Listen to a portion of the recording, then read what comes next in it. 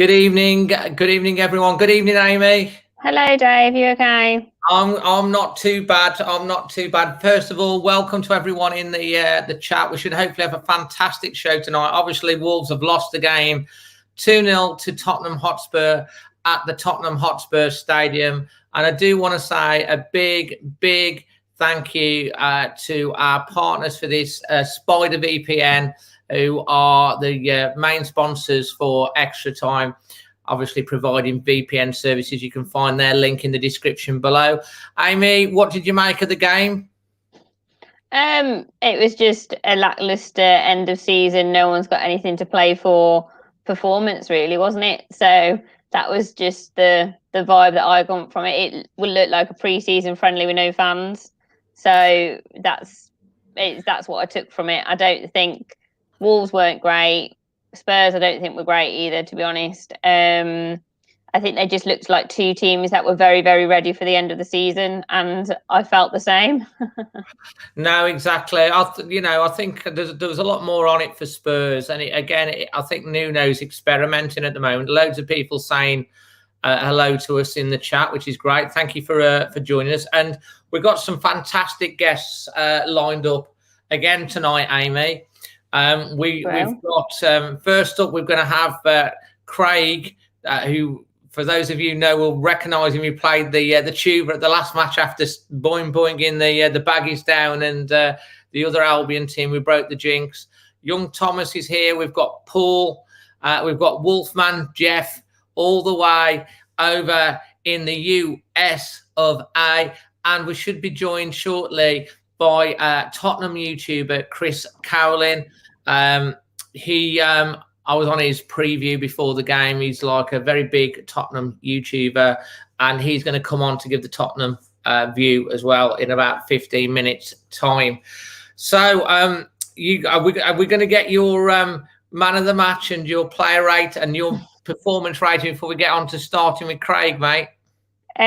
Yeah, I think it's got to be Cody, really, for man of the match. It was quite funny on the commentary when they were trying to give it to Cody, even though Wolves lost. But I think from a Wolves perspective, Cody definitely kept them in the game. I think without him, it could have been a bit of a whitewash by Spurs today. And I'm going to go for a 5 overall, because the performance, it wasn't great. I don't think it was bad. I just think it was lackluster, and it just gave you that vibe. So I don't think they played bad like they did against Burnley, for instance.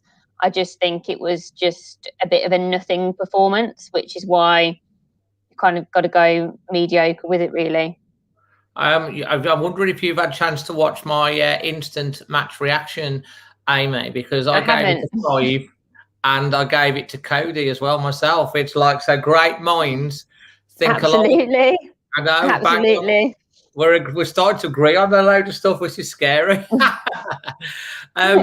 Adrian and a few people have been asking how they can get on screen to talk to us. All you have to do is message the Always Wolves Facebook page.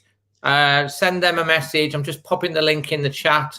Put it up on the screen for you there. Drop the message. The admin will send you the link, and you can get on the show with us. I think it's fair to say, Amy, we need to get over to the callers, and we're going to be first off. I'm just going to change the back banner, as I have to look professional, don't we? Mm-hmm. There we go. We're going to get Craig up first. So here he is, starting the show tonight. Hello, Craig. Hello, Dave. Hello, Amy. How you doing? Are you okay? All right, thanks. How are you? Yeah, really, really well, thanks. David, how's your health after your jab? Oh, yeah. I had my second COVID jab on Monday, my second Pfizer, or as my dad calls it, the second pizza. And I had absolutely no side effects the first time. So I was thinking, walk in the park, boop, went in and had it done. And then I started to feel unwell on the Monday evening. By Tuesday afternoon, I was flat out on bed, sleeping, because it just zonked me. I had aches. Felt a bit better Wednesday. And then I was playing Manny at tennis on Thursday, so fully recovered. We played tennis in between the showers. We played 3 sets. 3 good sets actually, and halfway through the second set, it absolutely, the heavens opened and it was torrential rain for about 10 minutes. But because we're hardcore, we carried on. And then we played through. We were absolutely drowned rats, but it was. I managed. I had to get my tennis in, you see, so I managed to get it in. You must be So, you know, I'm feeling all right. Have you had your second one yet? Or no, I've mine's booked for the end of this this May. So yeah, you know, I've heard that you feel really crap after the second one. So. Well, it depends actually. It depends. My parents were both fine after theirs. Okay.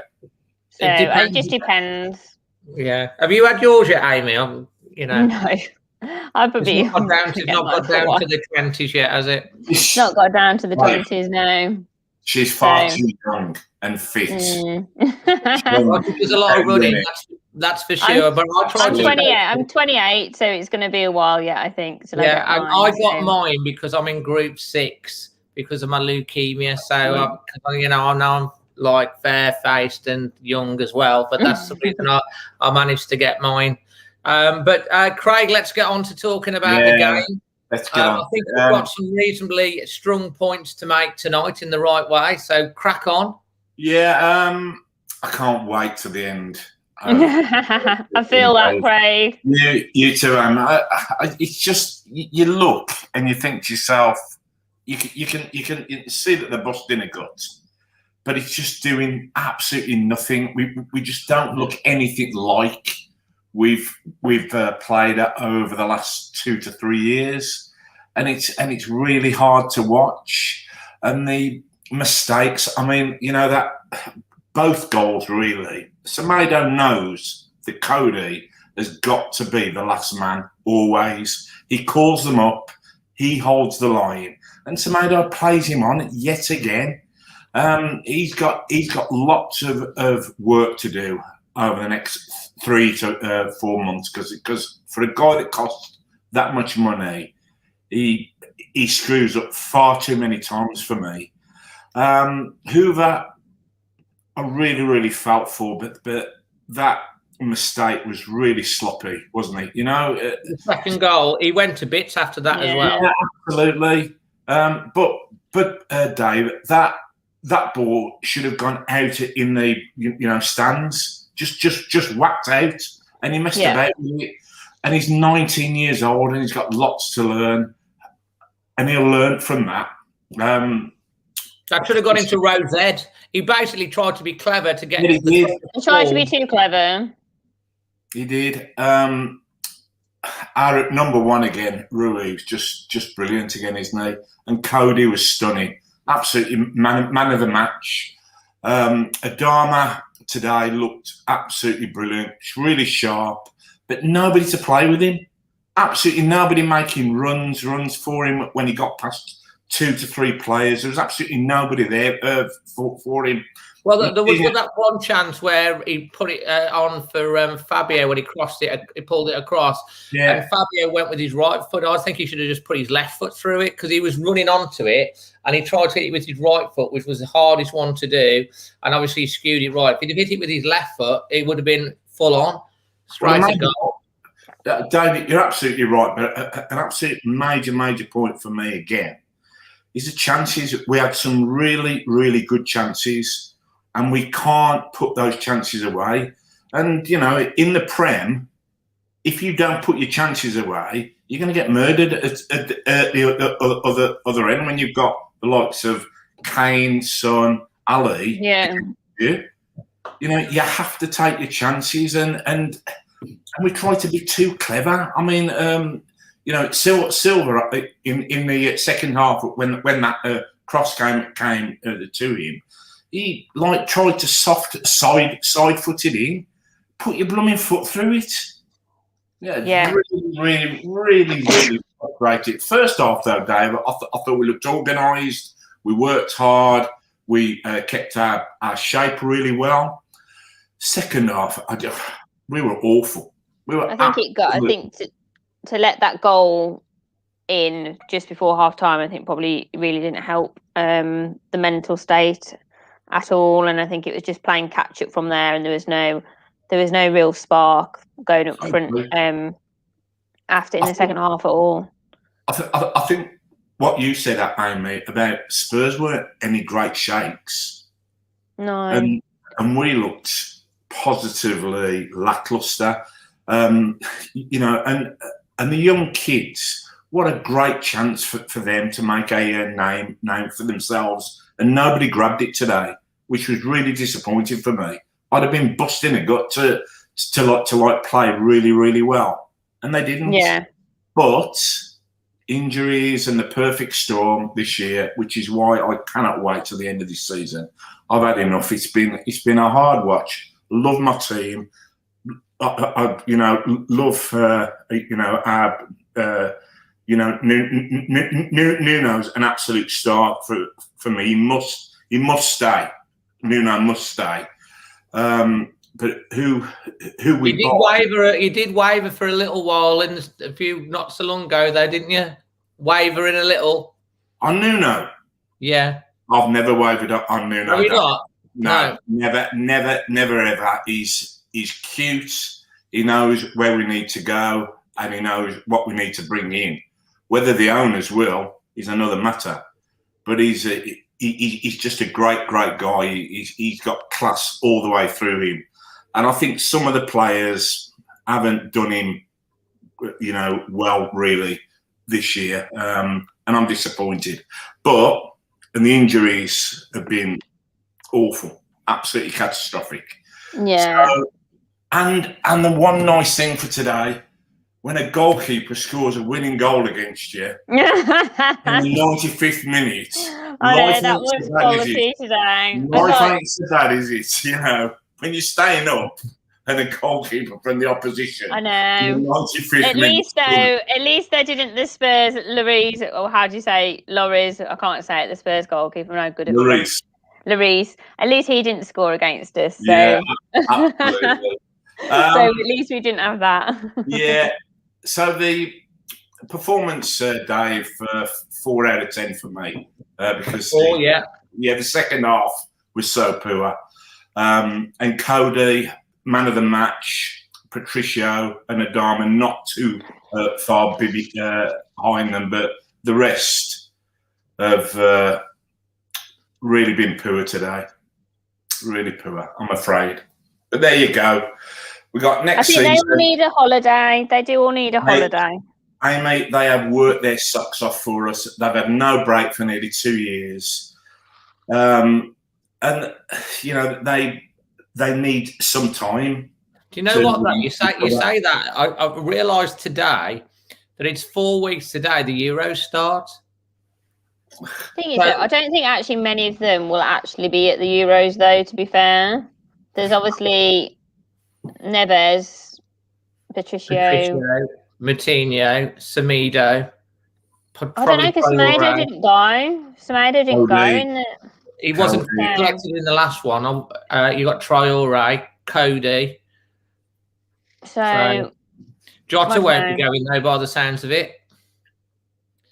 After he's injured again. Oh gosh. Yeah, he's injured. He's having another scan. He's definitely out to the end of the season for Liverpool. So that puts him in danger of missing out on the Euros.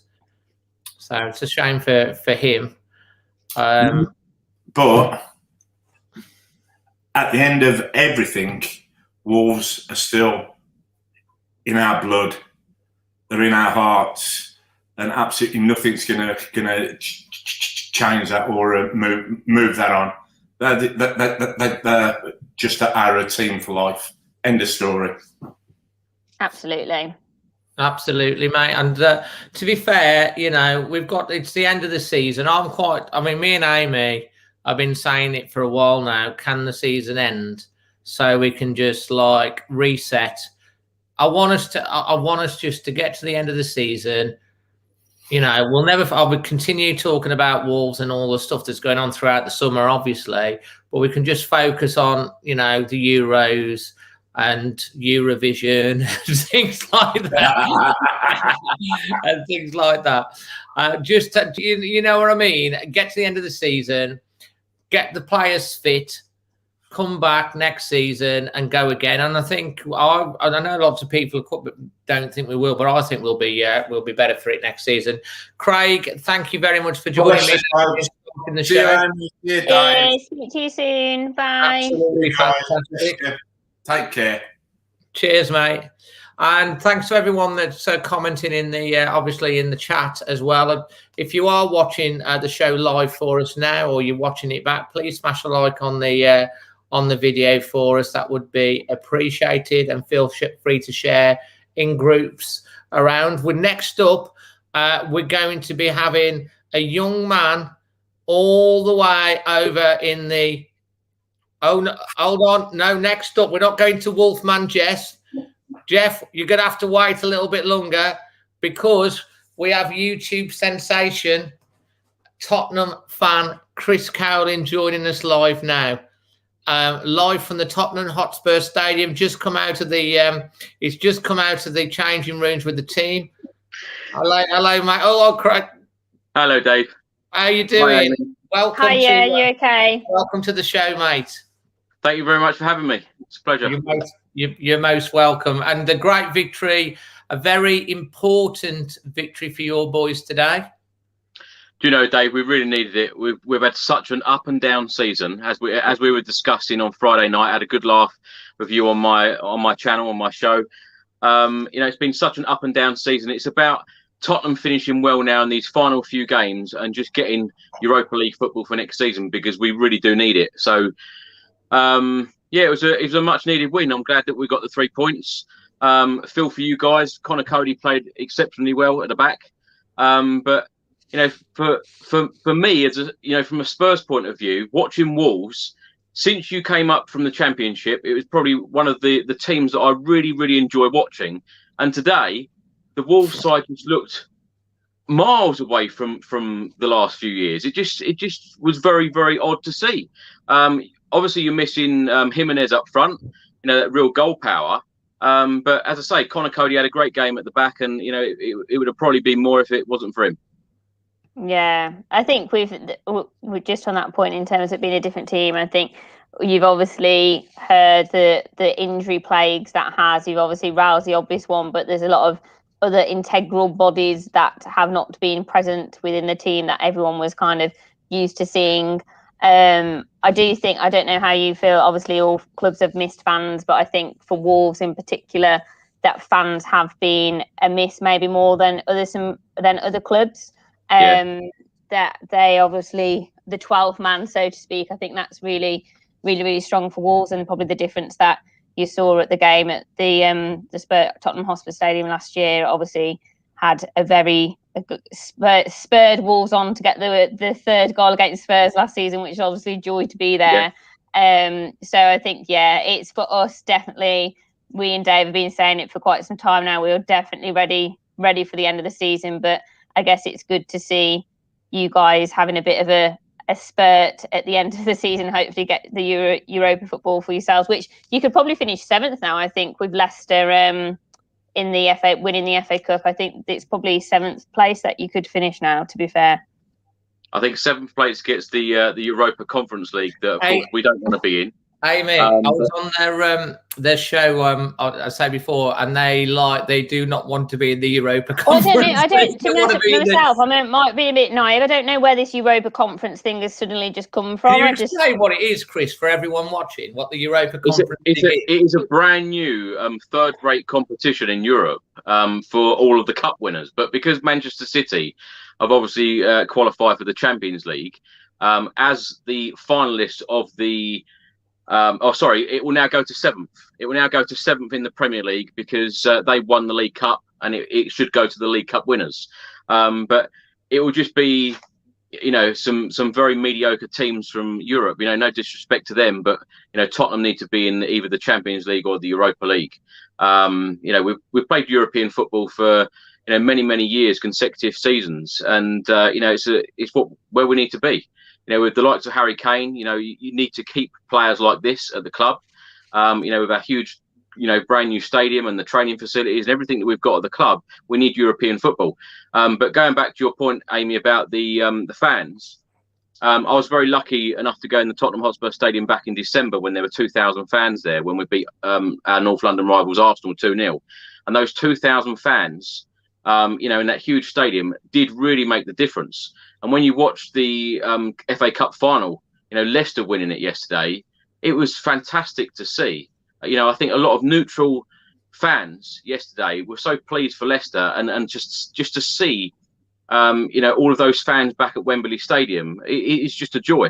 And I think that all of us now, most football fans, regards to what team you support, I think we're all looking forward to just being back in the stadiums and just can't wait for this season to end.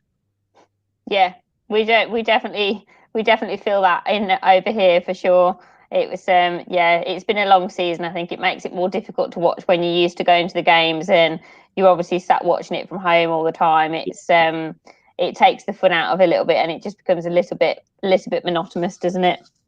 Yeah, absolutely. Yeah. So, question for you, Crick, because it's Aidan's been asked a couple of times. Do you think you'll keep hold of Kane? They want to know. I'm really hoping so. I just think that, Tottenham need to show real intent of where we're going and what we're going to do, because, as I've said on my channel so many times, these players, Hugo Lloris, Harry Kane, Dele Alli, Heung-min Son, they haven't won a trophy yet at Spurs. And when you think back to, really, really decent players that we've had, Jan Vertonghen, Christian Eriksen, players like this that have left the club, they've left without winning a trophy. It's madness. It's crazy. The cup finals that we've been in, the opportunities that we've had, we've just failed to get over that line. And I think that, with Harry Kane staying, if you can't offer him any form of European football, it pains me to say it, but someone like him would be mad to stay. He'd get in most teams across Europe. Be a fantastic player, most teams in Europe. And, I am slightly worried about it. But the only thing that I would think that where we would keep him is that not a lot of clubs would be able to afford him, because the club, Spurs, would be asking and demanding a very large fee. So I think that would be the only reason why he wouldn't leave. But he loves the club. Harry Kane absolutely loves Tottenham. He's come out and said that he wants to win the big prizes at Spurs. He deserves to win big prizes at Spurs, Champions League and Premier League. But are we going to compete, with the big boys? Are we going to spend the money? We haven't even got a manager at the moment. So this summer coming up is a huge, huge summer for Tottenham Hotspur. To bring a manager in, to keep the likes of Harry Kane and Heung-min Son and, some other very good players that we've got. It's going to be a huge summer. It really is. And a lot of players leaving as well. Do you reckon Matt Doherty will leave? Do it's so interesting.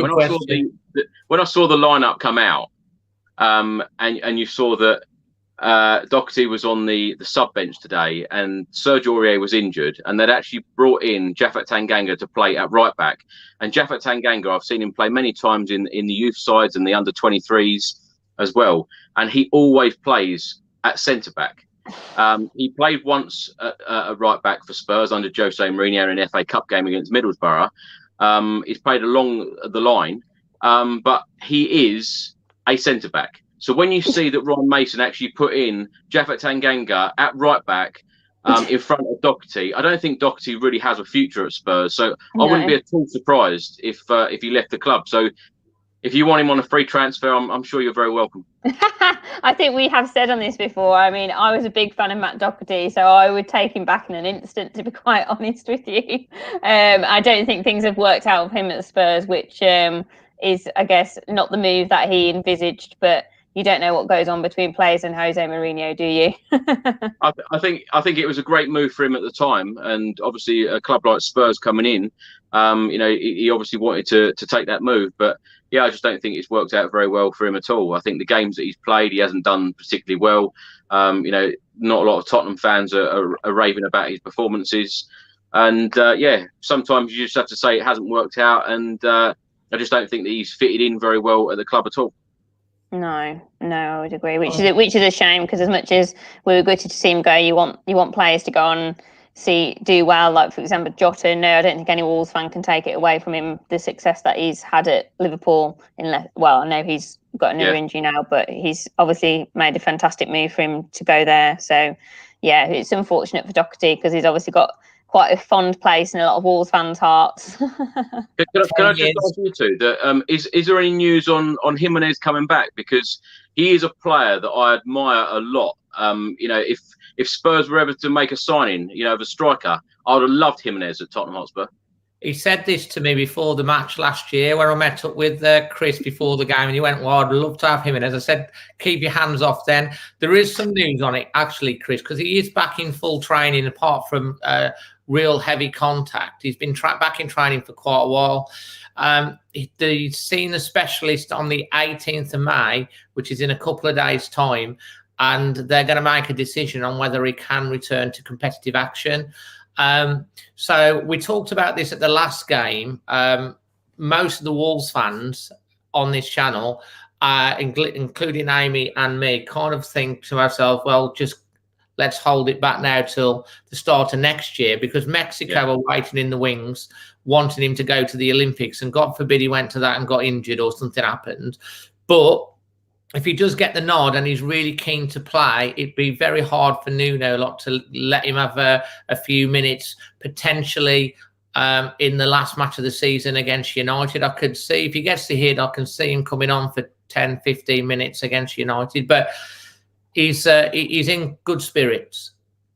Well, fingers crossed, because superb player. I really do admire him, and as I say, if Tottenham were ever to sign a backup striker to Harry Kane, then I'd love him at our club. Well, you can keep your hands off. Chris, just one more thing. Do you want to update everyone on the latest managerial situation at Tottenham? Because I know you guys have been a little bit concerned about the leading figure, Potter from Brighton is one of the favourites to take the job, isn't he, at the moment? Dave, I tell you, the journalists are going around in circles, the bookmakers are going around in circles. No one seems to know who will be coming in at Spurs. It'll be very, very interesting. Personally, I would like an appointment like Brendan Rodgers.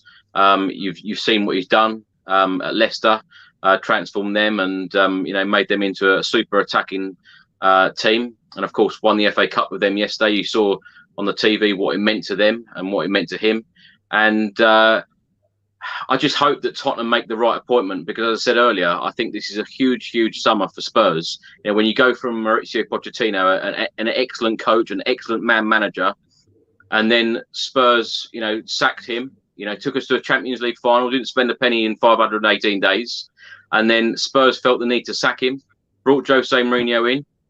Where do you go from Pochettino to Mourinho? Where do you go next?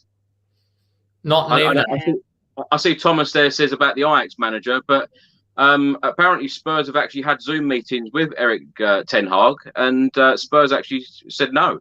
And then you saw that Erik Ten Hag had actually signed a contract extension, and it seems that most managers, currently in jobs that seem to be linked with the Tottenham Hotspur job, when they're asked in press conferences, they all seem to be turning it down, saying, no, I don't want the job. So honestly, it's going to be a real interesting appointment to see who Tottenham can actually convince and who wants to work with the club, and it'd be very interesting. I think what you said there, when you actually say that, who can Tottenham convince to be the manager? This is Tottenham Hotspur.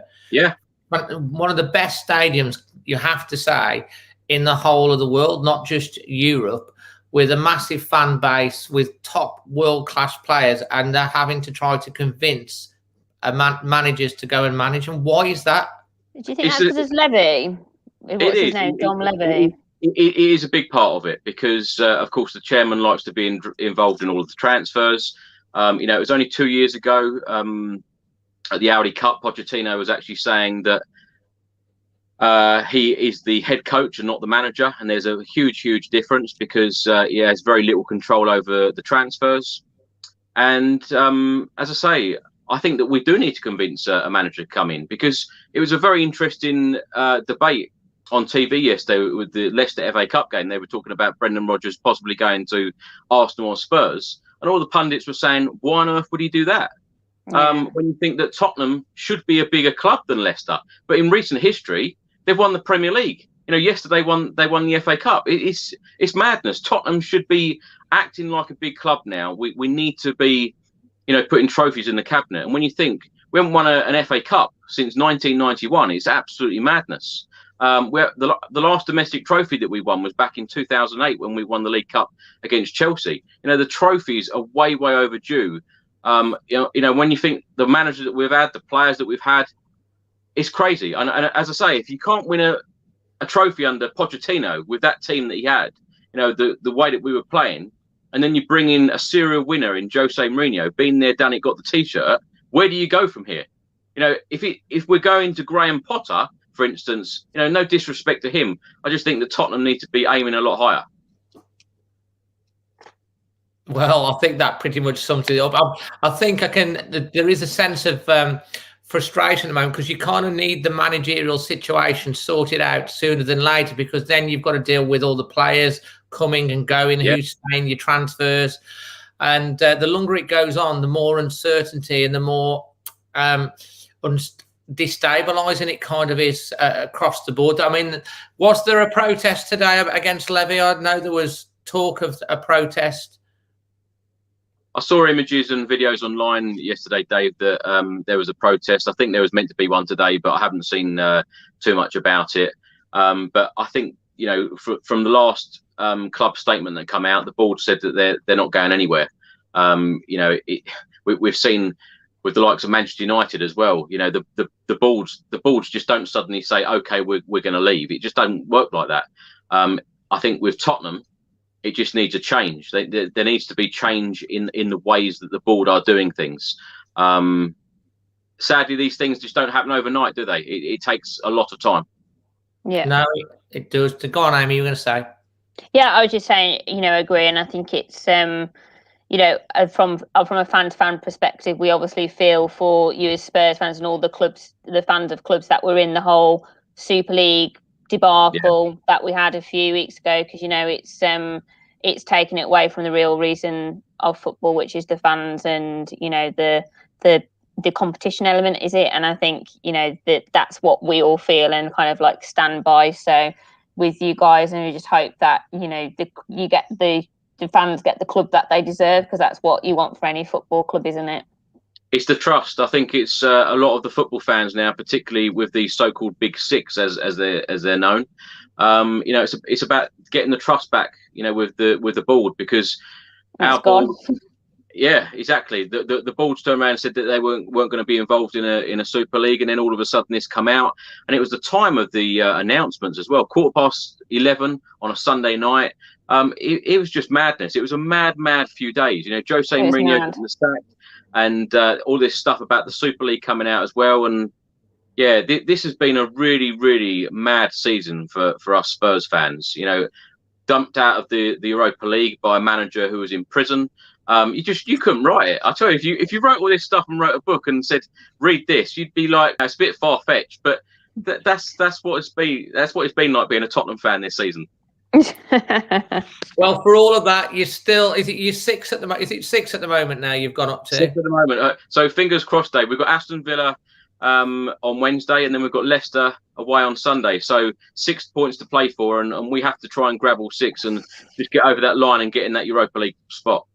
That's fantastic. And listen, mate, I really do appreciate you coming on the channel. Chris's channel is Tottenham Fan. Chris Carolyn, it's a great Tottenham channel. I can say I've been on it myself, and they're a very friendly bunch over there, like we are over on here as well. Mate, we do wish you all the best for the rest of the season, and hopefully me and you can meet up before the match at Molineux and at the Tottenham Hotspur Stadium next year. Absolutely. And we can get back to taking the 3 points off you. Thanks, Dave. Thanks, Amy. Nice to talk to you. Lovely to meet all the best, you. Mate. Bye. Bye. And that's a fantastic chap, Tottenham fan, Chris Cowling, giving his take on today's game and, of course, the latest situation surrounding Tottenham. I hope you found that really insightful. So now we're going to go over to the US of A, and we're going to hope that this works this time. It's the legend, the absolute legend. He's looking round. Yes, we're talking to you, Wolfman Jeff. How you doing, mate? I'm doing pretty good. We have sound. We have sound. We have you have picture. It's all good so far. It's all good so far. Well, yeah. We're hanging in there. Good to see you, Dave. Good to see you, Amy. Good to see you. It's been a while. You okay? Yeah, doing pretty good. Was out last night. Was at the Lady Red Wolves match against North Alabama. Did some interviews, and I sent one to Dave. And one of the players there is from North London, and she's a Tottenham fan. So we talked a little smack, and so I had to tweet to her today that she was right.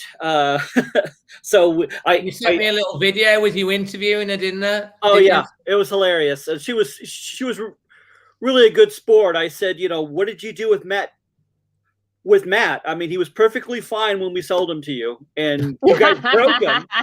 And they literally have, haven't they? Poor guy. I know. And she said they've done absolutely nothing with Matt, and so maybe that's the thing. He's done nothing.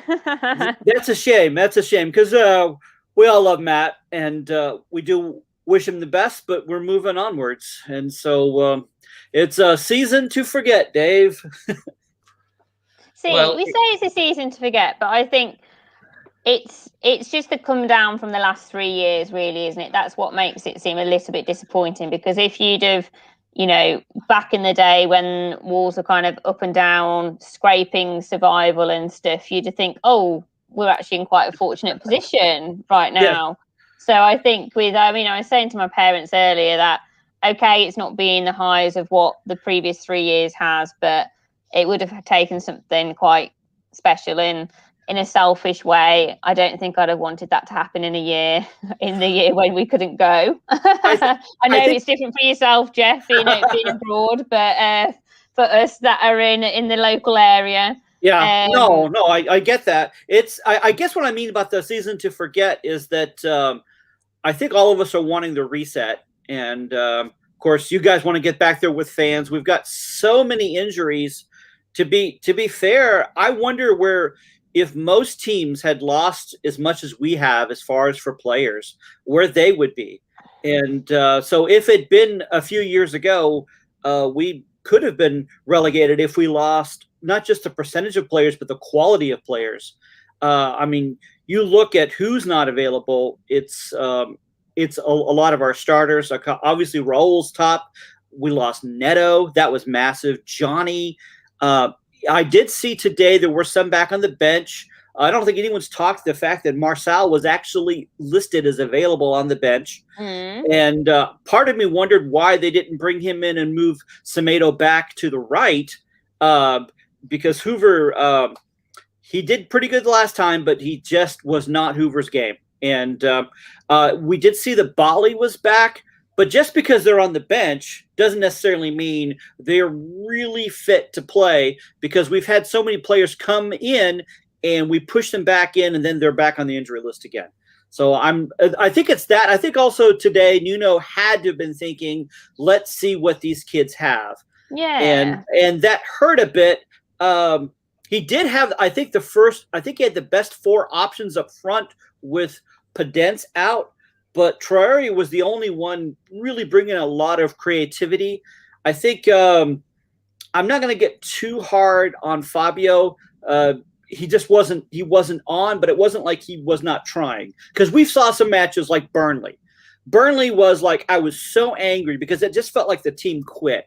Now, the team wasn't firing and they weren't gelling. That's different to me than a team that just looked like they wanted to be over with. We started actually first half. I think Tuba Wolves was spot on. The first half looks like we were still kind of in it, but once the second half came in, we realized, well, our best half was the first half, that we didn't get a goal.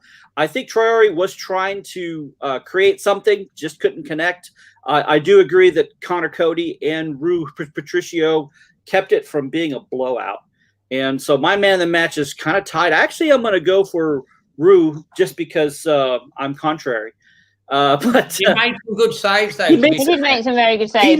He made some epic saves. Yes, he did. And Cody, it was good to see Cody have a good match, because he does get a lot of flack for when we go to the back 4. And that's not, but he still was decent. He could have done better. I don't think it was Sais's best game. Of course, if Sais had gotten that header, we'd be talking a little bit different about Sais's game. I think this summer is really going to tell us a lot. Who we get signed in. It's we've got to get a quality center back. We've got to get some other top-notch players. I know that Fosun doesn't like to spend a whole lot, even though we actually spent quite a lot last year.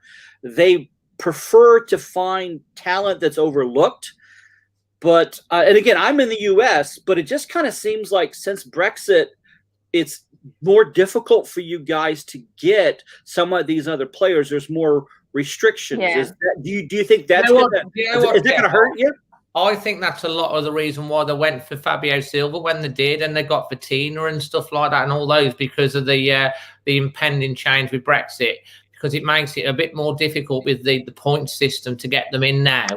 So I think you're right. I think the summer is absolutely key on who stays, who goes, who we bring in. I mean, Dion Sanderson has had a fantastic season over, young player of the season over at Sunderland. Okay, they're in League One. He's another talent alongside Kilman who can play at the back. But I still think we've got to bring in, we have got to bring in a centre back. Bolly's back on the bench again today. Marcel can play in the centre, but he seems to be made of glass. Pedence is now out for the round of the season. He's having an operation on his groin to get him fit as well. We had so many injuries. If we can get everyone fit back into it's like a new team. It will be like a new team though, won't it, Amy? It will be like a new team, and they'll all be hopefully refreshed and energized, ready to go. No, I agree that we need to. And I was mentioning the fact that we typically try to get younger players or overlooked players, but we've got to get some people that we can depend on, some solid players. And it took a while for Semedo to kind of find his footing, and he's not always right on, but actually I think he's a decent player most of the time. But we've got to get a player who can play in the Premier League, because we're finding a lot of players that are playing in these other leagues and are doing very well. But once they get to the Premier League, it's like, who are these people that we spend all this money for? So that's going to be. I don't envy the club on trying to restock, but boy, we've got to restock, or I don't know. That's it's. I think Nuno has finally given up on the thought of keeping the side small. I just can't and do what we want to, but it's getting those. I think it's a mixture of opportunities, and but I don't think they're going to just throw money out like Arsenal does and like Man United do, just throw a ridiculous amount of money. But I do think we're going to see some more money. Yeah. I think it's going to be interesting, the transfer window. I think it's going to be interesting what happens, because obviously clubs aren't in the financial position that they might have been in previous years. So I think it's going to be with obviously, the impact of COVID, etc. So I think there's obviously not Wolves, but other teams that do need to strengthen squads. But it's going to be interesting to see the tactics that they go down, because I think, as Wolves fans, we don't want. Obviously, there's some great youth. There's some great youth in the sides, and we've seen that. But then the positions that need strengthening, they need experience. So it is going to be an interesting one, to say the least, as to what to expect. Yeah, Mendes really has to show up for us this summer. Yeah. He really does. And you know what? I'm sure Paul will be, because he's quite good at this sort of stuff. I'll have something to comment. But the 4-2-3-1 formation, I think you're seeing signs of that's what Nuno, the formation that Wolves are going to be primarily as plan A playing next season. Because he keeps going back to the back four. He wants to make us more offensive. I still think we'll have 3-4-3 and 3-5-2 in our back pockets, but I think the 4-2-3-1 formation is what he's looking to play going forward. Didn't work for us today, but a pre-season, getting in the right players to fit into the instead of into the holes. I think I feel quite positive. I think it's the biggest pre-season that Wolves have had. This is so key. And the financial restraints are obviously difficult because you've got to go with FFP. How much are Fosun going to be allowed to invest, who we're going to sell to raise the money. Obviously, Adama hasn't signed a new contract. He's been offered the wages that he wants, so he seems like the most likely one to go. Rafa Mir, they could get some money in for him. We've got down payments as well, still coming in from Jota. You know, will Neves stay another season? There's a lot. There's a lot of questions to be answered, and we're going to talk about this throughout the summer, and we'll have special podcasts and debates on this. But it's a big summer for me. This is the biggest summer since we got promoted to the Premier League, in my opinion. With having some more, or at least one quality center back and a healthy Raul, because a healthy Raul makes that whole attack different, and that really changes things. So I agree with you. This summer is crucial. It's probably the most important transfer window that we faced. Yeah.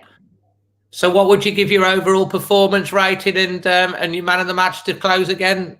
I picked Rui Patricio as man of the match. I picked him earlier. Overall, I'm going to give it a 5, maybe a 6 in the first and a 4 in the second. It had some promise and it dropped off, you know, and the 3 that we mentioned, Traore, Cody, and Patricio, I think had solid performances. Everyone else was spotty. And some of them, Vitinha and Dendonka, were AWOL. It's like we could have had Air there and have the same impact. So absolutely spot on. Absolutely spot on. Jeff, what time is it over in Alabama? Hey, it's 4:18 in the Eastern time zone. Alabama is actually central, but I set my clocks where I live. So it's actually 3:18 in Bama time. So time for barbecue. Oh my God, jealous. It's raining here again. Have you actually got sunshine there? Oh yeah. It's gonna maybe get around 80 here, so it's not too hot yet. But it was a nice weekend. Yeah, good. Well, it's better than here. It's been raining constantly. When does it not rain? We've not seen any sun for ages, have we, Mr. Sense? No. Again, more ghost-like by the day, me here. All right, Amy, I'll see if I can capture some of the sun in FedEx that to you. So, Brill, let me know when it's due to arrive. All right, we'll do that. I'll get the shipping notice. Thank you. Jeff, thanks ever so much for joining us live today. And look out for Jeff's international fan reaction coming out tomorrow as part of that video too. Woo-hoo! All the best, Jeff. All right, I'll see you guys later. Cheers, bye. Mate. All right, bye. So we're going to have Thomas and then we're going to have Paul. So Thomas is here, young man. How you doing? Hello. Hi, Thomas. Hello. You all right? Yeah, are you? Yeah. He says that. You're not okay really, are you, Thomas? You can it's a safe place here. You can let us know what you're thinking. First of all, I've seen a lot of, I think the biggest transfer speculation we've seen throughout the past probably 2 weeks is Rui Patricio, and Roma has been heavily linked. I've seen people saying can't wait if he's going because we need someone new. From that performance and any other performance, West Brom, Leeds, so many. Who are these fans? What are these fans watching? If they but we need to keep him at all costs because someone experienced like him. He kept this match from being an embarrassment. He kept Leeds from being an embarrassment. He's kept a lot of games from being embarrassment this season when we've not been scoring goals. You've got to, rely on your goalkeeper more than ever before, haven't you? Yeah, he saved it. Chaotic Rage just says he's not seen any fans say that, but there has been fans on Twitter that have been saying stuff today about Rui. I haven't seen it myself because I've not been really on much, but I'm like, I have heard that, Thomas, and I am actually like you, gobsmacked how they. You can some of these fans. You could literally give them the world. You could give them every trophy, and they still wouldn't be happy. It is insane. I know everyone's entitled to their opinion, but there's just a bit. Yeah. Even Gary Neville said it. He said for the second goal when Patricio tipped that out, I've played in goal before, and I know that there's certain moments where you can tip the ball out wide and then you can just literally save it. Dele Alli probably should have scored. Kane hit the He post. he hit the one when he hit it onto the post, didn't he? He deflected it onto the post and it came out. Fantastic. So that was an actual funny moment. I was laughing then because literally hit the one post and the follow up hit the other. I was screaming at the telly. I was like, you're gonna get something out of this. I was like, how the hell has that not gone in? I'll probably get quite a bit of stick for saying that, but I think throughout Kane, he's dived quite a lot this season. Oh, Kane was some of the decisions today. The ref, I thought you're just being mugged off here because people are rolling on the floor, and he was played advantage a few times for Wolves, and it definitely wasn't. So I mean, I watched the Burnley game, and I've still never shouted at a telly so much than I have today. Lineup again. Hover start. I don't mind Hover, but today I thought they should have substituted him for Dyson today. I mean, Hover was I thought Semedo played very well today. I thought he went under the radar. Yes, he got beaten a couple of times. He did well against Gareth Bale 2 or 3 times, which I was quite impressed with. And it's on his wrong side as well. He's playing on his wrong side, yet still keeping hold of a very informed Gareth Bale. But against a team like Spurs, who haven't been at their best this season, to fall asleep right before half-time, I think that was the end of the match. Yeah, I agree. And I think that, again, I've praised Fabio a lot this season. I think he's developed so much. But today, some of the chances he needs to, instead of try and angle it to how he wants, he needs to just take it. He needs to take that chance. Because the one where Traore's got to the byline, Tanganga's out of it. He thinks that the shot's going in goal. But it goes wide. And Traore is probably the one player who looked most likely to score today. But the problem was, and I've seen multiple pictures on social media, where he's got the ball in the box or on the edge of the box, and the only people you can see is players in white, Spurs. And it's a thing of, I mean, Fabio needs to learn to drop back and then move forward, but I don't get it because no men in the box, and that's where you think instantly Jimenez. There's so many times where Jimenez has this knack of being in the right place at the right time. Yeah. You know, and I think that's experience as well, isn't it? But I mean, multiple times we've had it was Brighton. Any game this season that I've watched with my dad, we've turned to each other and we've said "Row," because so many times he could have been there for so many opportunities, and it's not. I think the one good thing that came out of today was Theo coming on. I wanted to see him, but he never really got a touch of the ball, did he? No, but he misplaced one pass out of all of the ones he did. So I think there's potential there. He doesn't look the quickest, but he's got potential. But the worrying thing for me this season is the goals. Because Alisson, who got 1 goal tonight, is 4 goals away from equaling our top scorer. For me, that's mental. Great header though. It was a cracking header. Incredible. It was an incredible header. Anyone would have been proud of it. I mean, I've not seen much better this season from any Wolves player, possibly Sison than Donker, but overall, it is a season to forget. Cody played decent. The thing with Cody though is, I said this when I went on about the second Leeds match, and I thought he played very well. He always does well in front of Southgate.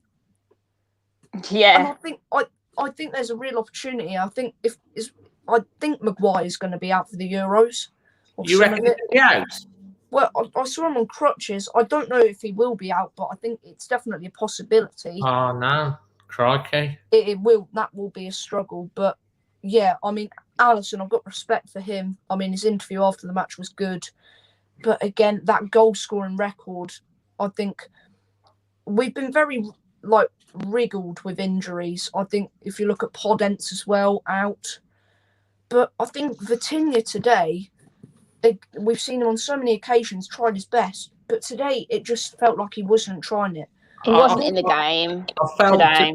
both Morgan and Fatina just seemed to. I didn't notice them on the pitch today at all, really. Well, I think it was first off, I thought Morgan tried, but I think we need to play him in that number 10 position instead of out wide. What you mean in the hole? I think in the middle, yeah, because I Where think, Fatina was playing.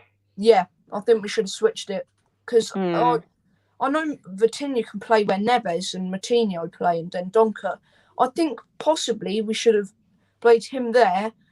I'm not sure out of anyone why he'd bring Neves on to replace an attacking player because, with all due respect, Neves is a defensive player. I mean, Moutinho is the attacking one out of the two, which is where I'd say for the transfer window we should be looking. Yeah, that comment's right. But in the transfer window, we should be looking at an attacking midfielder as well if we want to switch to the 4-2-3-1. Because I mean, Vitinha could play there. I think Giswite could. But if we want to really get back to our best, challenging for Europe, I think we need a centre-back priority and an attacking midfielder. And if Rui was to go, I see that being a very hard position to fill because of how... I don't think Rui's going to be going. I think it's just speculation. Just Raul's Raul's been going since he walked through the door, hasn't he? And Neves for the last 4 years. And what centre back and attacking midfielder would you have in mind, Thomas? We've got a minute and a half. It all depends on the money. If money wasn't an option, you know the phrase. If money was no object. I could try and go classic Wolves and go Portuguese here. I think that might be my idea. There's a guy called. I think I'd be looking in. I think we want to buy domestic. I'm not sure. I think we should be looking at domestic because they played in the league. I think attacking midfielder, we just need someone with a bit of pace to drive the defenders like Adama does. Because Adama, there was one bit in the first half where he went zoom and went through everyone. And yet... I like to see him playing down the middle. Yes, I think we should, if we can play him down the middle, Podence on one side and Neto on the other. But as it's coming to the end, I think man of the match is a hard one for me because I think Cody played well, but I'm going to go Rui. Rui. Yeah, fair shout. A lot of really good saves. And here she comes. Hey, Blossom. If you're listening on a podcast, Blossom's appeared for a stroke. She always comes into the chat. Don't worry, you get extra time because Blossom's on a little bit, but she has to get the attention off Mommy. Carry on, Thomas. And then for the rating, I'm going to go 4. We didn't show up today, and that was our downfall, I think. Yeah. Absolutely brilliant. As always, mate, you talk very, very well. And hope you've had a fun. Have you had a game this weekend? Yeah, we lost, as usual. Oh, Thomas. You lost again? Yeah. Well, it's like Wolves, isn't it? So. What was the score? 4-0. We won last week, though, so, you know. Okay. And what position did you play today? Goalkeeper, ironically. Well, you kept it down. You kept the score down. Thomas, fantastic to hopefully see you again on one coming up very soon. We've only got 2 more shows to go in terms of the extra time, but hopefully we'll see you on one of those. Hopefully, yeah. Take care, mate. You too. See you soon. See you. Bye. Absolutely, he really always speaks really well, and we've got 2 more guests to come on. We've got young Paul, who always talks sense, and then we've got the comeback king, Wolves Premier Jason's here tonight as well, Amy. So we're in for a real treat. 2 experts who don't mince their words. Paul, hi, mate. Hi, thanks for the young. I don't really get called that very much now. I'll take that. Good evening, everyone. Hello, you okay? Yeah, not too bad, thanks. Yeah. I'm probably looking at today a bit more positively than a lot of other people have. I mean, with literally half of our team out against a team whose wage bill is triple ours, and if you look at the front four today, the difference is really you see that front four, and it's almost frightening, isn't it? Really, you think the money that's involved in that. Bale, Dele Alli, amazing. What did we really expect from today? I mean, I actually think the game could have gone either way. Still, it was in the balance at one point, wasn't it? Yeah, I mean, the goal right before halftime was killer goal, the worst possible time. But prior to that, they'd put a few crosses into our box, and Kane had hit the post from long range. But actually, I thought we looked really dangerous on the break. And if we'd have gone in 1-0 up at half time, I don't think that would have been that much of a surprise. No. In the second half, when we didn't start very well, but we still should have equalised at 1-0 because Saïs had a free header from 8 yards, and he should have done better with that. And in the second half, although definitely not one of our best performances of the season, we still created 2 or 3 really good chances. Just after the second goal, it was like after the second goal, it was kind of like, oh, we need to have a go. And for about 5 or 10 minutes after the second goal, we've moved the ball quicker, we've passed it, we got through them. But why didn't we play like that for the rest of the game? I just don't understand. I mean, there was early in the first half, like Adama travelling forward, Fabio pulled out to the right. That happened on 2 occasions. He just pulled the shot wide. I like to see Adama down the middle. I don't know what you think. Yeah, potentially. I think, especially away from home, I think that could be a good tactic. Worked really well at Man City away last season. But it really showed the difference in both boxes, didn't it, today? I mean, they've got a world-class striker who took his goal really well. We made a couple of mistakes that led to goals as well. I think that was the only difference today. I think we did go there and compete. I think looking at it a bit more positively than others. Obviously, it's not without our weaknesses and our downfalls today, but I don't think it's anywhere near as bad as what I've seen people saying about. Is that on social media, mate? You know what Twitter's like. In perspective, it wasn't actually that bad today. That's a problem, though. People don't have perspective. Yeah, I'm seeing a bit of promise. I'm seeing a bit of promise for next season, and I think there's a lot of promise for next season. I think the fact they've got to the end and they're just testing a few things now, I think that's promising in itself. Is that when's Nuno changed the lineup so many times in like consecutive games. So I think the fact that they are playing around with things is definitely promising for next year. Yeah.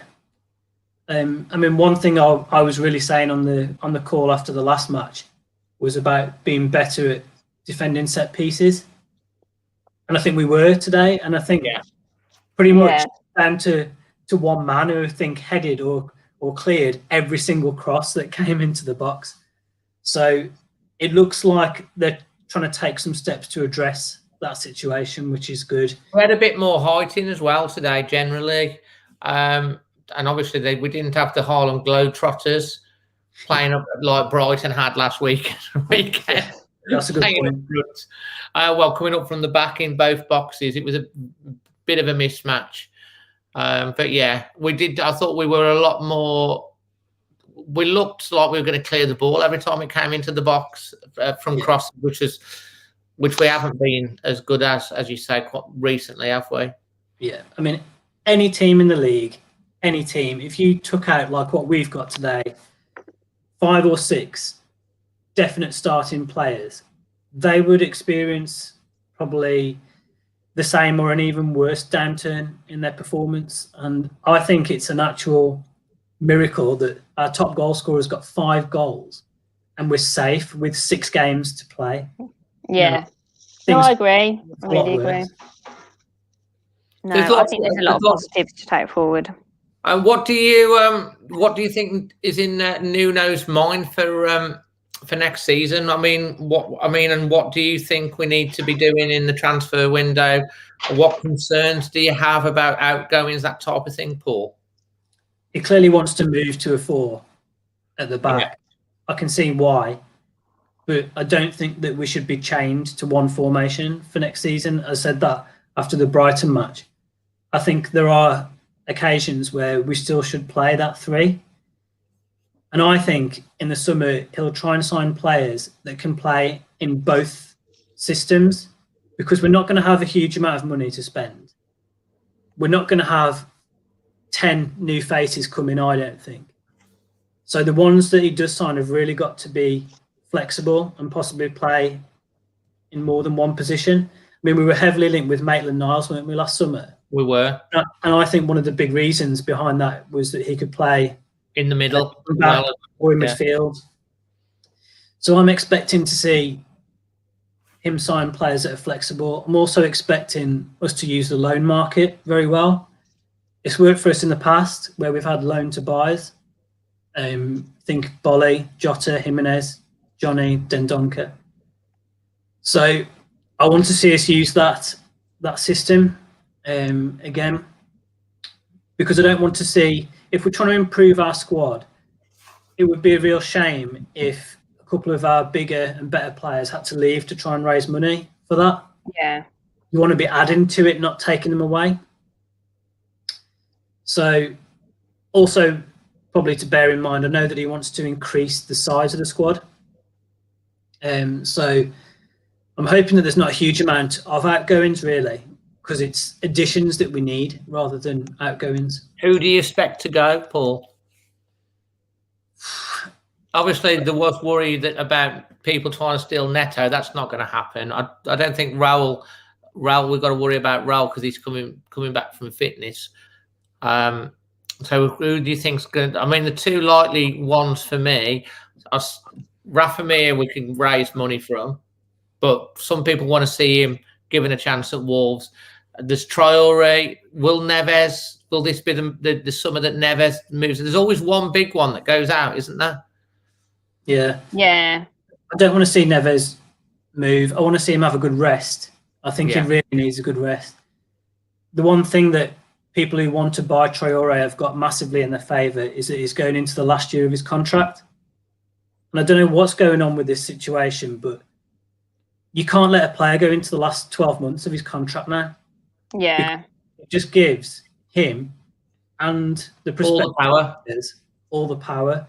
And if you cast your mind back to, say, December 2019, he was arguably one of the best players in the whole league. Yeah. And we could have named our price for him at that point. But now that value would have dramatically decreased. So to answer your question, Dave, he's the one I would worry about the most, but I don't want to see him go. I want to see him form a partnership with Jimenez again. And I think I've always thought with the Dharma as well, I think that Nuno just gets him. And I think for him, he knows that Nuno gets him. And I think they have quite a special relationship. So I He's think like a mentor to him.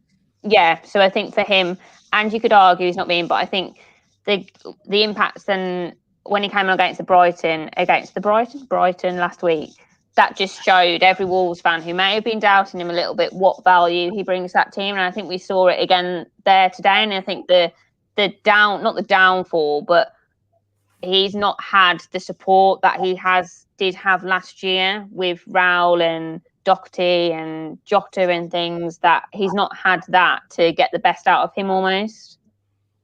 Exactly. And I think we're so lucky to have him. I mean, how many players can you name that have played for us that genuinely get you off your seat when you're watching him? His pace, his skill, just blistering. And I feel lucky that we get to watch him. Apparently, they've offered him some more money, but he's not near where he wants. And he's, would you just offer him the money to get that contract signed? So at least at the selling, we're going to get more money back for him, because, like you're saying, at the moment, the valuation from what we were talking about last summer has got to have been halved. Yeah, it's probably a fair estimate. So I need to get him tied down, stop all the speculation about that. And I'm sure they're already on the case for new additions. It's no secret that That needs to happen to a really good standard. Like when we first got promoted, we need to have a transfer window like when we first went up to the Premier League. I think it's an absolutely massive transfer window. And Paul, we're going to talk about the window and stuff in future shows, which maybe you can come on and join in, because you do always add a lot of value into your comments. To finish off with your man of the match and your performance rating. Hands down, Connor, man of the match. Thought he defended on his own at times. Match rating. I was gonna say 6, but I'm gonna just err on the side of caution and say 5. I thought that we actually produced some good stuff going forwards at times, but we just weren't clinical enough, and also we contributed to our own downfall with two mistakes that led to goals. Absolutely brilliant. And Paul, thanks for waiting patiently today to get on. I really appreciate it. Sometimes you're up early, sometimes you're up towards the end. But you always make some fantastic points, really intelligent comments. And hopefully we can get you on another one before the end of the season. I've only got 2 more to go. So just thanks again for taking the time to join us again this evening, mate. No, you're welcome. And thanks for having me again. Well, okay, Speak to you soon, Paul. Have a great week, mate. Bye. Bye. Bye. Bye. And last but not least, he's back from injury.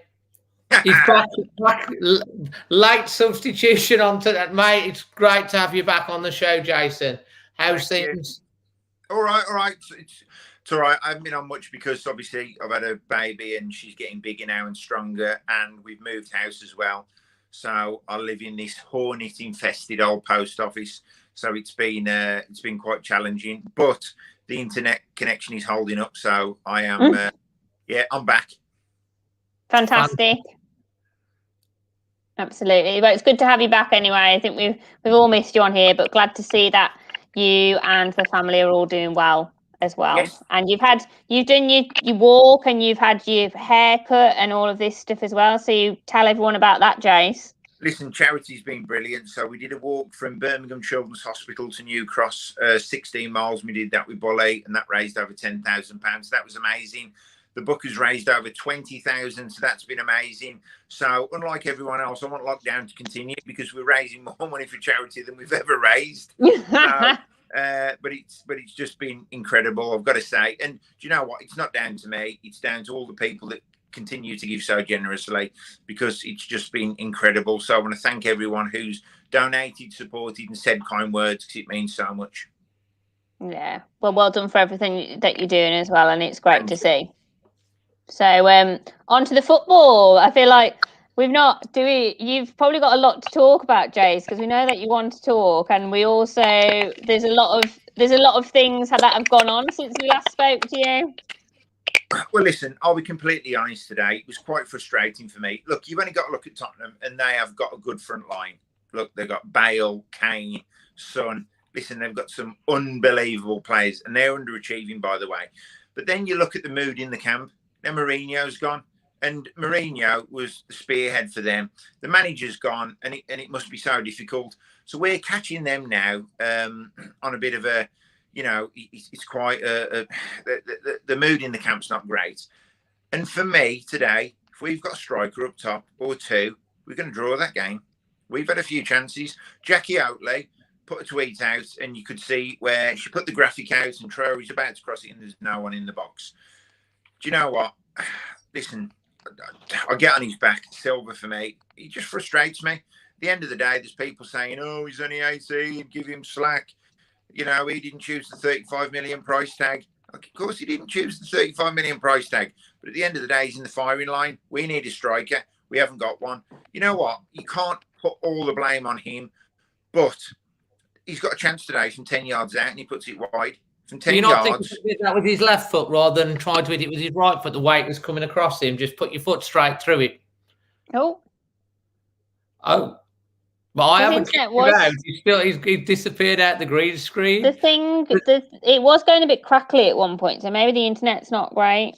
Hopefully we'll be back anytime soon. So just whilst we'll wait for Jason to get back on, let's just change the backdrop a little bit. and then he should be hopefully should be back on very, very soon. Listen, I'm hearing that Fabio Silva's agent has intervened, like the Graham Mendes. Mendes has come on. I'm sure he'll be back in a second, but he was talking obviously about the chances with Fabio Silva and stuff like that. And Amy, I'm sure we're going to do a podcast very soon where we're going to review the season, do our player of the season, our highs and lows, which I think we'll, maybe we'll make that one into a live as well. Fabio Silva, he was a bit disappointing today, but I've been quite positive in the last few games with his movement and his effort. Yeah, no, I've to be fair, have been quite behind Fabio since he came, and I think you've got to see the bigger picture. I guess I get Jason's point in the fact that it's frustrating in the way that he's maybe not scoring goals that people would expect.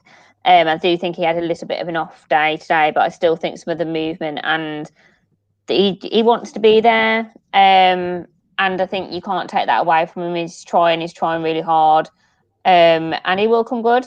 He's young and he will come good. I'm sure of it. So you've got to get off his back a bit, I think.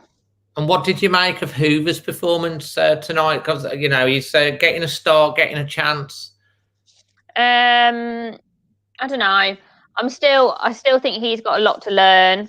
I think that position is never really settled. It was so concrete, wasn't it? The wing back position last season with Doherty and Johnny, and they've never been replaced in mine. I think Semedo's good going up on the attack, but I think he struggles in defence quite a lot, and I think that's probably the trend moving from La Liga to the Premier League. Is obviously Premier League is a lot more of a physical league than La Liga. So what were you going to say? Yeah, go on, Karen. I was good. Yeah, I was kind of finished my point. Yeah, well, we are good. Jason's just logging back in there, so we'll get him back on. I'll just change the back screen again, and we'll get him back on. Jason, we do know, we have been told, I've had a communication about why that happened. Apparently, Fabio Silva's agent pulled the plug on you there. Look at this haunted crypt I live in now. I don't even know what's up there. I'm going to be completely honest with you, right? Yeah, I do get on his back. And you was about to say then it was on his wrong foot. Listen, Dave, 35 million quid. Someone has come up with that figure. Somebody has come up with that figure. Somebody on this planet has come up with that figure. Left foot, right foot. It's got to go. It's got to hit the target. He's put it wide. It's got to hit the target. He's a striker, not a defender, not a midfielder. You look, right, at the goalkeeper that scored for Liverpool today. Look at that header, right? Fantastic header. Right, you tell me, can you ever imagine, be honest, can you ever imagine a cross coming into the box and Silva heading that like that? He could throw his locks at it. Look, whether we criticise him or we don't or whatever, or we think he's great and he's one for the future, he isn't one for the future, right? Because if he was one for the future, he'd be put out on loan, right? People are saying that, look, so the frustrating thing is, who do we play? Who do we put in, right? As soon as Raul got injured, we should have found someone, got someone, had someone.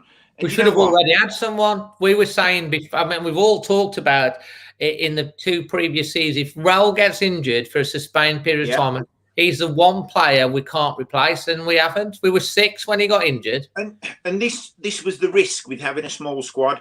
And you look at all the great clips of the last 2 years. We've had 2 fantastic years as supporters who've gone to Europe. We've all enjoyed. Look at the great football. Balls into the box, Raul header, volleys. The build-up play has all been fantastic. And we seem to have lost it. So you've got Traore, and like I said, the Jackie Outley point where there was no one in the box. And it seems that, everything's slowed down. The build-up play slowed down. There's no pivotal point. There's no target man. Okay, I'll answer this. He's one for the future. He scored 4, mate. One's a penalty. One he's had bounce off him. Yeah. The one at West Brom at home, good finish. And the other goal was a very good finish, right? But there's one that's bounced off him. One's a penalty.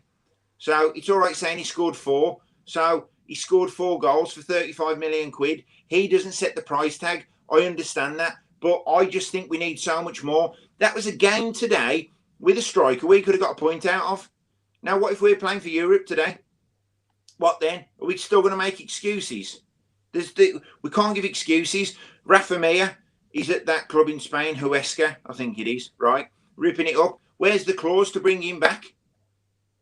Would you have him back, Jason? Yeah, would you have him 100%. back in the summer? Would you 100%, say? because we need to play form players who've got confidence. That's what we need to do. So, for example, Morgan Gibbs-White today, once again, I'm not his biggest fan. However, with Morgan, to be fair to him, he's a confidence player. And we see that with players like him and Traore. So why take Morgan Gibbs-White off today when Dendonker's not having a great game? Why not keep Morgan Gibbs-White on? He's just been put into his position where he can push forward and move forward, and he's been taken off. And to be fair to him, that this was a game today where he could have thrived on 90 minutes for his confidence. And listen, Silva's had a lot of chances. I'm not going to, listen, I'm 43 years of age. I'm not going to sit here and you know, I understand he's 18. I understand he didn't do the price tag. But a game like today, a proven striker scoring goals, and it's all right saying he's one for the future. So next season, right, is Raul going to come back the same player? We don't know. I hope he does. Well, I hope he does as well, because we've got to sign a centre forward who scores goals. Well, you got Thomas Howard that says saw Rafa score that 30-yard, but then you've got him. Mir's no better than Jose. Okay, well, listen, Willian Jose, he looked good in Spain, but the Spanish league's a much slower game. Now, Rafa Mir is doing really well in Spain, but for me, he's a player playing with confidence, and I think that's what we need. And do you know what? When a player plays with confidence, their game changes completely. And you know, it must be frustrating for someone like Traore, who the wingers now or you know, the midfield players do get judged on assists. And how are they going to get assists if there's, you know, no one up there to convert them? And this is the frustrating thing. Corbiano, however you pronounce it, give him some game time. You know, he's had 8 minutes today. What's he going to do in 8 minutes? Well, yeah, I've been looking forward to him playing as well, mate. And they've given him 8 minutes today. What's all that about? Bring him on at half time and say, look, we've got nothing to lose. Go, you know, go and put your name in lights. For me, Silva's had a lot of chances. You know, he's had a lot of chances. Okay, take 35 million away, right? Take that away. Take the price tag away. If we'd have signed him for 15 million, he's still not ripping up trees. He's 18. He's one for the future. You know, we've had a season. You go on social media. Oh, listen, it's just vitriol on there. No one's happy with the season. It's been this, it's been that. They all need a rest. They need this, they need that. He's shit. Take him out. He's got to go. I get it. I understand it. Yeah, if I sometimes go on at Silva, oh, he's 18. You've got to give him time. Well, you've just moaned all season that we've had a shit season and we're in the bottom half. Why? Because we haven't got a striker up front. That's why. Am I speaking dog shit? I'm being honest, am I? No, exactly. What would you like to see happen in the summer window then, Jason? What for you? Well, for me, listen, I'm all for going for untapped Portuguese talent because, listen, Neto, Neves, we'd never heard of some of these players and they're absolutely world class, right? They are. You know, Neto's going to have an amazing career, as is Neves. But, you know, let's and I believe I've heard a few rumours that they're going to look at the, you know, young English players. And you know what? Give these guys a chance. I think it seems to have worked to a degree. It's been a really frustrating season, but I think we need to change it around. I think we need a bigger squad. I think they do need to, you know, look at the English market more than the European market. And you know what? Sometimes it's not a bad thing to get an experienced player in as well. And I know that, you know, a lot of the players that we sign, I'm not going to lie, I'm not no football guru. I've never heard of, right? And some of them do surprise us. Look at Jota. Jota is the best player I have ever seen in a Wolves shirt, and I can say that in supporting the club for nearly 30 years. Diogo Jota is the best player I've ever seen in a Wolves shirt, and it's lovely when that happens. But do you know what? I think we just got to change it a little bit with you know, English players and look at that market like they said they're going to. We definitely need a bigger squad. You know what? Should we be relying on an 18-year-old striker to salvage our season? No, we shouldn't. That's not fair on him. It's not fair on him as a young lad. I do understand and get it, but when he's put in the firing line, you know, we reserve the right to criticise or praise him wherever due. And when he's done well, I've praised him. But it's frustrating. It is frustrating as Wolves fans when today, if we've got an experienced striker on, that, you know, that could have been, look, if we get that to 2-1, all of a sudden, Spurs are going to change their game against us, right? They're going to start panicking a bit. It can all change then. Then all of a sudden, you're looking at a potential 2-2 draw. It's not going to make a difference to our season, but we've got to look at the bigger picture with this. I don't want to see players not train. I don't want to see players, you know, we can all use that expression, they're on the beach. I don't want to use that. I want players who are at Wolves to play for the club, passionate. You know what? Silva should be knocking people out the way to get that ball in the back of the net.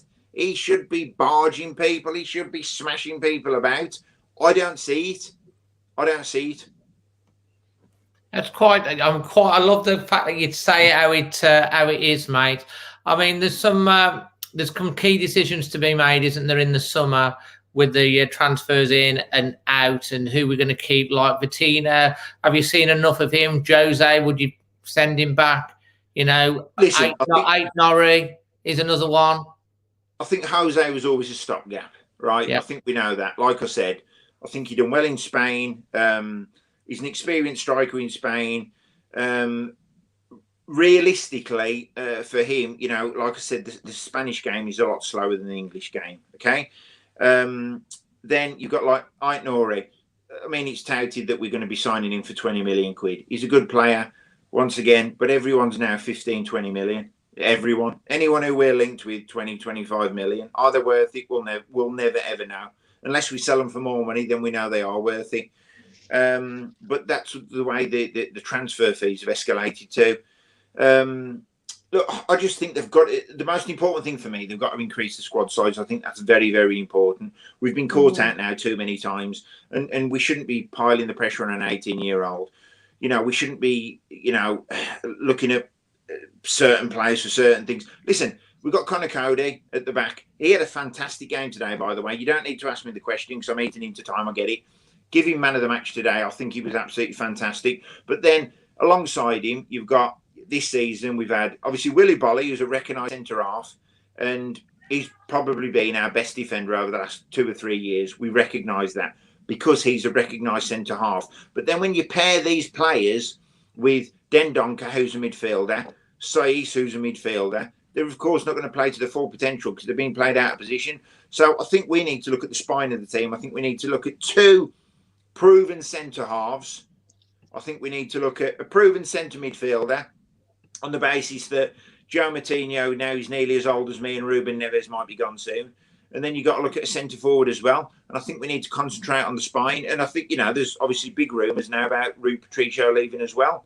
So it's going to be a huge summer for Wolves. I'm not one of these people, spend money, do this, do that. But it's a big, big summer for Wolves because of the players that potentially might be going out. Yeah. They just got to spend wisely. Yeah. I think it's going to be really, really interesting. And what would you give the performance rating? Sorry, go on, Amy. You were going to say there. No, I was just going to say that they've got to. It's all rumourville, isn't it? We hear these rumours, and until they're kind of on that ship sailing elsewhere, it is. You can get caught up in a lot of things online, can't you? I think none of us would have thought Joshua and Doherty were the 2 that would go last year, and they've gone and arguably haven't really been replaced. They haven't been replaced. So Doherty, he hasn't had a great season at Spurs. We know that. Jota has been good at Liverpool. That's a fact, right? And you keep those 2 players and it's a completely different team. And, you know, for me, I think they did really well for Wolves. Would we want Doherty back? Probably not now. I think that ship sailed and he was getting on a bit and it was good money for him. But Jota, if we could turn the clock back, would any of us want to sell Jota? And people were moaning, he's inconsistent. He's got 1 good game in 3 and all that, right? But I didn't see that. I just saw a fantastic player. And on his day, he was a world beater for me. And you know what? He's just going to go. He's just going to have a fantastic career. Sadly, he's picked up an injury today, which could keep him out the Euros, which is a shame for him. Well, it is a shame for him because he's an amazing player. And, you know, but I was just gutted when he left the club, to be honest. And listen, I just think if we'd have that £45 million was good business, I've said before, on this show, Dave, I just wished now we would have invested that money better, because we in my opinion, we haven't invested that money at all. I think you're right. Obviously, people saying Jota wanted to go. I think we acknowledge that. I don't look when the Premier League champions come knocking on your door. Of course, he wants to go, but that was the quality of Diogo Jota. You know, of course, I'm sure there was a lot of clubs linked with him. I mean, who was linked with Silva when we signed Silva? Because everyone goes on about he's one for the future. He's this, he's that, he's that. Who else was linked with him? Tell me, because I don't know. Well, I don't know, and I've just obviously just thought. I think a lot came out of some of the players that we've brought on loan, and like Silva and Jota, because of the rules changing on young players that you can bring in. I think they tried to bring them in then. I think in this summer we haven't got to be bringing players in for the future. We've got to be bringing players in that are going to make a difference now in the team. And it's going to be we need a bigger squad. I think Nuno's acknowledged that. I think he's going to go to this 4-2-3-1 formation, and then have the 3-4-3 and the 3-5-2.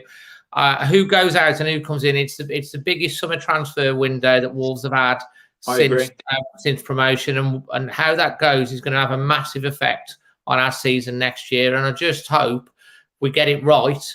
And I think who was the guy that left that we never really replaced the transfer? What was his name? Not Bull. In the who was involved with the transfers? Thelwell. Yeah. And he was very underrated in what he did, and we haven't really replaced him properly. Listen, I've said this before. George Mendes pulls a lot of strings at Wolves. He's the puppet master behind everything, right? Whether we want to believe it or not. And whether these players are contracted to him, he's their agent or not, he plays a massive, massive part at Wolves. Are Fosun a footballing brand? No. Why is Mendes their advisor? Because he's the football brains and knowledge behind it all. So, listen, look, he's come up with some great deals. Neto, Neves, Moutinho at £5 million, Patricio at 16 million quid.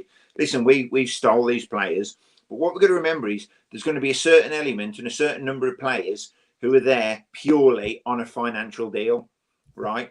That's a fact. There's going to be players drafted into that club purely financially, not for the player. The player will get a good deal out of it. But so now and again, we've got to appreciate we're going to have a duff one. They're not all going to be Neto. They're not all going to be Neves. They're not all going to be Jota. They're not. But listen, in Nuno we trust. I'm a big fan of Nuno. I think he can, I hope we have a good season next season. And don't underestimate the power of us supporters, by the way. Don't underestimate how we can change and influence the result of matches with that, because that's another thing. It's been so difficult for the players and managers, and we've got to acknowledge that. And I said to you before, Dave, there could be players who've signed and played for Wolves that are never going to play in front of a crowd. At Molyneux. No, it's bad, isn't it? And hopefully we're going to get the crowd back. I'm not sure. Are you at the last match of the season, Jason? Well, I got offered my WV1 ticket, and I got offered it for £180 plus VAT, and I think that's an absolute disgrace. And whether people can afford it or they can't afford it, I can't even justify it. Because at the end of the day, £180 plus VAT to watch, and it's going to be a nothing game in terms of, look, like I said, on the beach, call it what you want, £216. I'm not doing it on principle. There's no way I am paying £216 when I can watch it in the comfort of my own home or down the pub and feel as pissed off. Absolutely. I've not taken up the option as well, mate. So, listen, it doesn't make any of us a lesser fan, by the way. It's all about choice. And it's all right saying, oh, the ticket prices are too high. Let's all demonstrate. Let's all stand on our feet. Let's all not go to the matches. It doesn't work that way, because passion takes over and people will go to the matches, whatever. If they charge down at that ground £100 for every ticket, they'd still sell as many as they needed to. Listen, it's all about passion. Absolutely. And it's a great way to finish it off. Jason, thank you so much for joining us tonight. It's great to have you back on. Thank you.